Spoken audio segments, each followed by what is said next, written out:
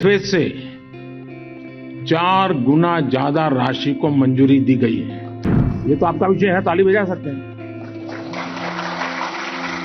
पिछले सप्ताह ही सरकार ने सुप्रीम कोर्ट बिल्डिंग कॉम्प्लेक्स के विस्तार के लिए 800 करोड़ रुपए की धनराशि स्वीकृत की है। संसद भवन की तरह पिटीशन लेकर ना आ जाए कि फिजूल खर्ची हो रही है।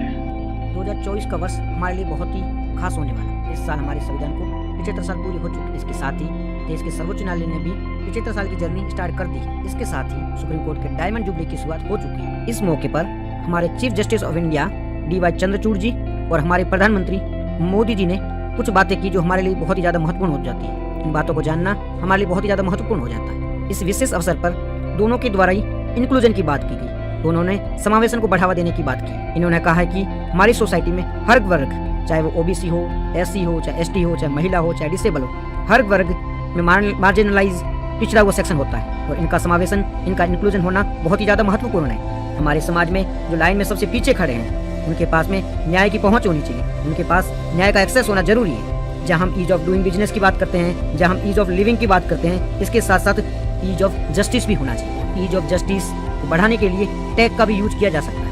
अगर इस पूरे मुद्दे को समझना है और इस मुद्दे को पूरा समझना चाहते हैं तो इन सबको समझने से पहले कुछ चीज़ों को हम जान लेते हैं। जैसे कि अगर आप सर्च करोगे दुनिया में स्ट्रॉन्गेस्ट सुप्रीम कोर्ट कौन सा है, तो उसमें भारत का नाम सबसे ऊपर आएगा। भारत में सुप्रीम कोर्ट बहुत ही ज़्यादा महत्वपूर्ण है और बहुत ही ज़्यादा इंपॉर्टेंट बॉडी है। ये एक महत्वपूर्ण पिलर के रूप में काम करता है। हमारी जुडिशरी के पावर के अंदाजा आप इस बात से लगा सकते हो कि जुडिशरी चाहे तो वो किसी भी एग्जीक्यूटिव के किसी भी डिसीजन या किसी भी निर्णय को नलीफाई कर सकती है। अगर एग्जीक्यूटिव का निर्णय, एग्जीक्यूटिव का डिसीजन कॉन्स्टिट्यूशनल आधार पर खरा नहीं उतर रहा हो, अनकॉन्स्टिट्यूशनल हो, तो जुडिशरी इसे नलीफाई कर सकती है। पिछले 74 सालों में सुप्रीम कोर्ट ने देश के संवैधानिक ढांचे को बनाए रखने में बहुत ही ज्यादा महत्वपूर्ण भूमिका निभाई है। इसीलिए प्रधानमंत्री जी ने कहा कि हमारी वाइब्रेंट डेमोक्रेसी में उसको कंटिन्यू करने के लिए सुप्रीम कोर्ट ने महत्वपूर्ण भूमिका निभाई है। हमारी सुप्रीम कोर्ट का टैग लाइन भी यही है कि यतो धर्मस्त ततो जय, यानी जहाँ धर्म है, जहाँ न्याय है, वही विजय होती है।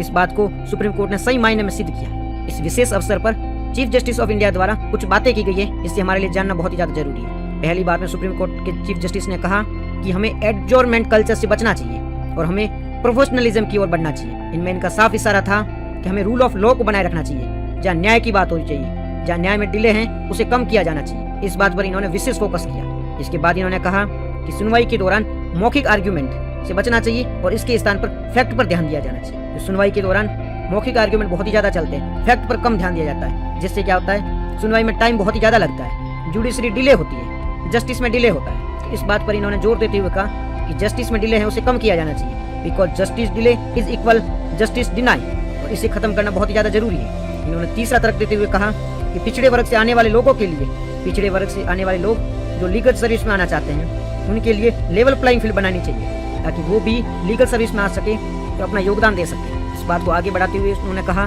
कि न्यायिक देरी की सबसे ज्यादा बड़ी वजह है वो है वैकेशन। कभी सुप्रीम कोर्ट में छुट्टियां चलती रहती हैं, तो कभी हाई कोर्ट में, कभी वकील छुट्टी पे होते हैं, तो कभी जज। इसमें देरी नहीं होनी चाहिए, इसका कुछ अल्टरनेटिव लिया जाना चाहिए। इसके अलावा ऑनलाइन सुनवाई जैसे भी तरीकों को अपनाना चाहिए जिससे जो न्यायिक देरी है उसे कम किया जा सके। चीफ जस्टिस ऑफ इंडिया का मुख्य फोकस है वो न्याय में होने वाले डिले को कम करने पर था। इनका साफ संकेत था कि किसी भी प्रकार से ये जो डिले हो रहा है इसे रोका जा सके। इसके बाद हमारे प्रधानमंत्री जी ने भी कहा कि ईज ऑफ जस्टिस को बढ़ावा दिया जाना चाहिए। अगर ईज ऑफ जस्टिस को बढ़ावा दिया जाएगा तो ईज ऑफ लिविंग को भी बढ़ावा मिलेगा।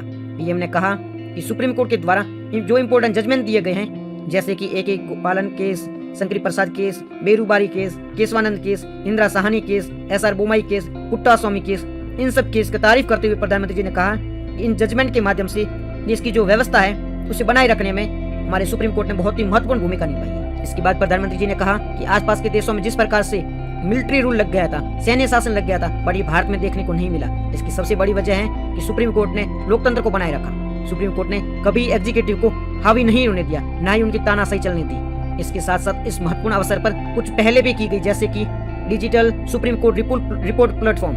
Digital supreme court report platform में जिसमें सुप्रीम कोर्ट के जो अलग अलग जजमेंट है उनको अलग अलग लैंग्वेज में ट्रांसलेट किया जाएगा और ऑनलाइन प्लेटफॉर्म पर अवेलेबल किया जाएगा। इसके साथ ही डिजिटल कोर्ट 2.0 लॉन्च किया गया जिसमें ऑनलाइन सुनवाई होगी।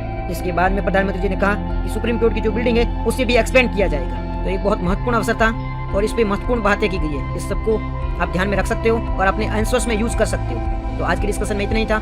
Thank you very much for discussion.